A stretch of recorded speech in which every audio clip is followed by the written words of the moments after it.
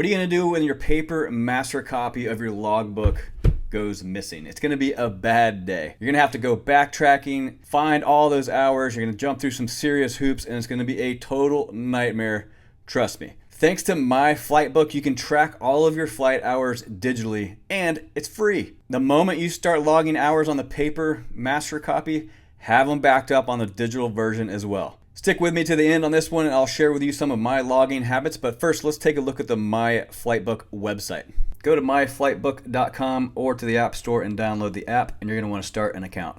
Now, I don't use every feature on the site, but there's a few that I will highlight here on some of the drop downs. When you click on Logbook, you're going to see all of your recent flight time. It goes in descending order. And if you just completed a flight, you'd come up here to New Flight, and you'll see a drop down where you can punch in the date, the aircraft, the route, type in any comments. It's got landing and approaches, cross-country, nighttime, etc. One of my favorite features is the search button. You might get asked from an employer how frequently you've been flying, so this makes it super easy to narrow down a specific time frame. Totals is just that. It totals up all your flight time, pretty self-explanatory. Currency, this is great for easy reference. Green, good to go. Red, you are expired. Then you can jump over to the aircraft drop down. This is a pretty cool spot where you can see pictures of all the different tail numbers that you've flown. So I've got 59 aircraft in my account.